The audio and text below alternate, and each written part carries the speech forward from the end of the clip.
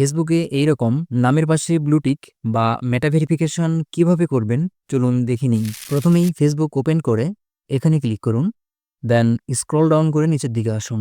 এখানে আসার পরে দেখুন মেটা ভেরিফাইড নামে একটি অপশন দেখতে পাচ্ছেন, এই অপশনের উপরে ক্লিক করে দেন। এখন আনলক বেনিফিটস এই অপশনের উপরে ক্লিক করতে হবে। এবার দেখুন এই মেটা ভেরিফিকেশন করতে কত টাকার প্রয়োজন হবে সেই টাকার পরিমাণ এখানে দেখতে পাচ্ছেন। আমার প্রথম মাসে ওয়েলকাম অফার এসেছে ৩৮ টাকা ১৯ পয়সায়।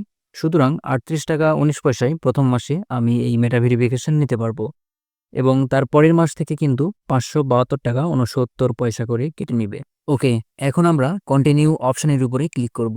এবার add credit or debit card এই অপশনের উপরে ক্লিক করব। এখানে ক্লিক করার পরে দেখুন কার্ডের ইনফরমেশনগুলো চলে এসেছে। এখানে আপনার ডুয়েল কারেন্সি যে কার্ড রয়েছে সেই কার্ডের নাম্বার দিতে হবে। নাম্বার দেওয়ার পরে কার্ডের যে মাস এবং সাল রয়েছে সেই মাস এবং সালটি এখানে দিতে হবে।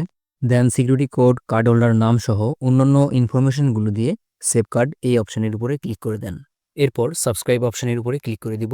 দেন পরবর্তী ট্রানজ্যাকশনের সময় কোনো ভেরিফিকেশন চাই কিনা সেটা নো থ্যাঙ্কস করে দিচ্ছি। দেন ওকে অপশনের উপরে ক্লিক করব। এখন আবারও নো থ্যাঙ্কস এই অপশনের উপরে ক্লিক করে দিব।